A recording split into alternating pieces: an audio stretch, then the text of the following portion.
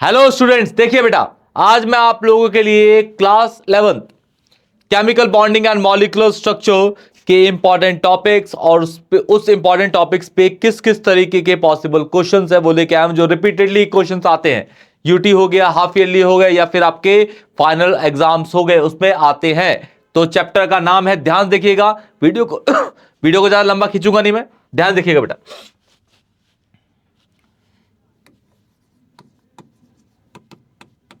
Chemical bonding and molecular structure, molecular structure, chemical bonding and molecular structure. पहला पहला question आपका आता है भाई लुईस डॉट स्ट्रक्चर पे। लुईस डॉट स्ट्रक्चर, जिसको हम एलडीएस भी कहते हैं, लुईस डॉट स्ट्रक्चर। किस किस कंपाउंड्स के आपको एलडीएस याद रखने हैं? O3 एंड CO3 2 नेगेटिव के इंपॉर्टेंटली पूछे जाते हैं भी, ठीक है। लुईस डॉट स्ट्रक्चर इन दोनों के जनरली पूछे जाते हैं। सेकंड क्वेश्चन आपका आता है भाई, जब ये खत्म हो जाएगा ना तो आपका बॉन्ड पैरामीटर में, बॉन्ड पैरामीटर में आपको पता है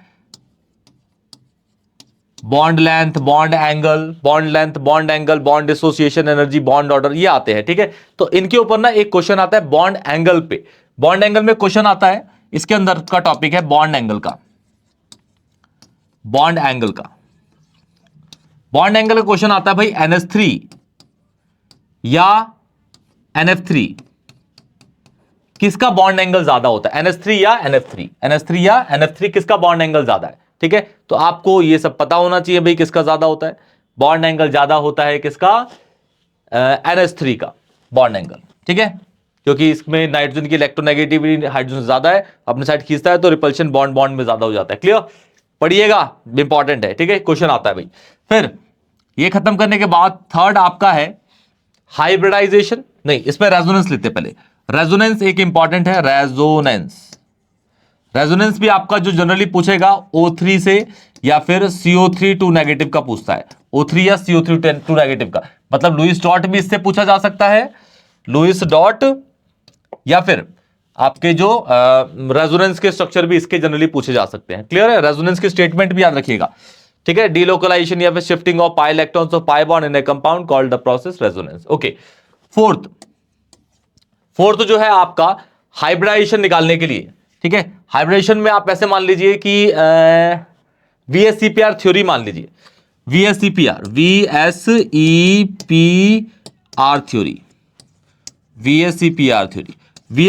थ्योरी में बहुत सारे क्वेश्चंस है, लेकिन मैं कुछ इंपॉर्टेंट बताता हूं। इन कंपाउंड के आपको क्या क्या पता करने हैं वो लिख देता हूं। ज्योमेट्री, शेप, हाइब्रिडाइजेशन,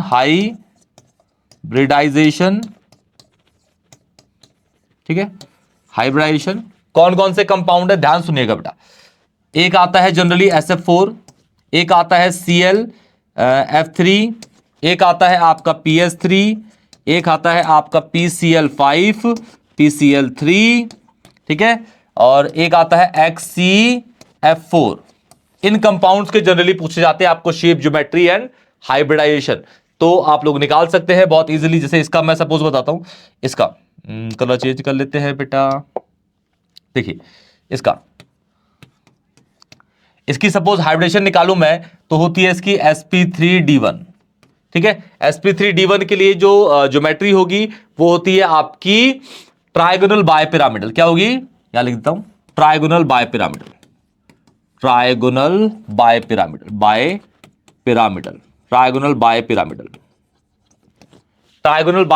ठीक है। और अब मैं इसकी बात करूं मैं शेप की, तो इसकी शेप होती है, एक लर्न पेयर हो गया इसका सीसॉ इसका शेप है। मतलब इसका स्ट्रक्चर बना के दिखाऊं SF4 का, तो ऐसे बनता है S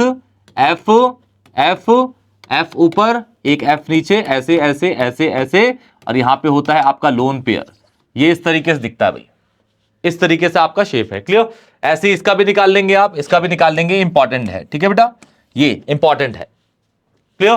तो VSEPR थ्योरी होगी। अब आता है आपका डायपोल मोमेंट नहीं आता, एमओटी, एमओटी आती है, MOT, MOT molecular orbital theory.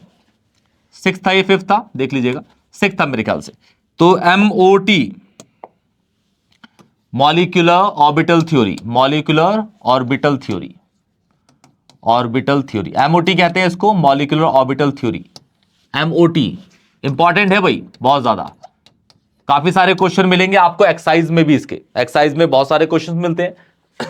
ये इस पे ऐसे क्वेश्चन आता है कि भाई सपोज ऐसे क्वेश्चन है कि भाई YO2 is paramagnetic in nature, paramagnetic in nature, paramagnetic, ये लिख रहा हूं पैरामैग्नेटिक है, ठीक है, स्पेलिंग पर जाइएगा, पैरामैग्नेटिक है, वो लिख गया, चलिए लिख दूं क्या भाई, ये लीजिए लिख देता, पैरा मैग्नेटिक इन नेचर। तो भाई पैरामैग्नेटिक कब होंगे, जब उसके पास अनपेयर्ड इलेक्ट्रॉन होंगे, तो इसके पास pi star 2px and pi star 2py orbital में, एंटी बॉन्डिंग ऑर्बिटल में अनपेयर्ड इलेक्ट्रॉन्स होते हैं, इसीलिए। क्लियर, ऐसे क्वेश्चन, और इसके असेंडिंग डिसेंडिंग के भी आते हैं। ऐसे क्वेश्चन आता है भाई कि arrange the following, arrange the following in increasing order of their bond order।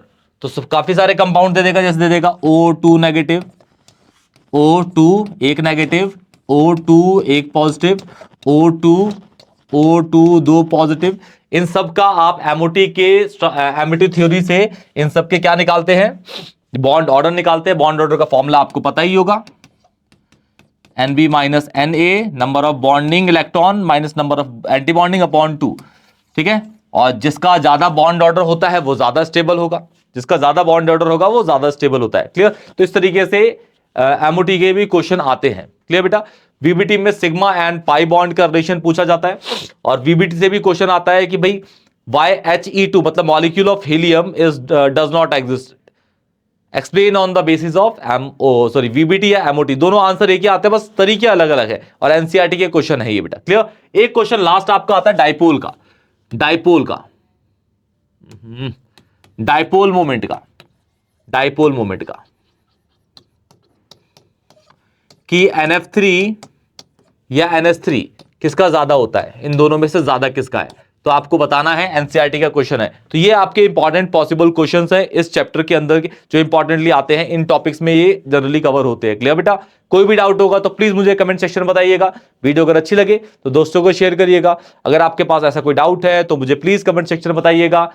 मैं लाइव सेशन लेके, छोटा मोटा होगा तो मैं कमेंट सेक्शन में बता दूंगा, और अगर इनकेस बड़ा होगा या टॉपिक वाइज होगा तो मैं इस लाइव सेशन लेके उसकी पूरे डाउट्स क्लियर कर दूंगा। कोई बेटा, तो ऐसे ही हमें सपोर्ट करते रहिएगा, ठीक है। तब तक के लिए टेक केयर बेटा।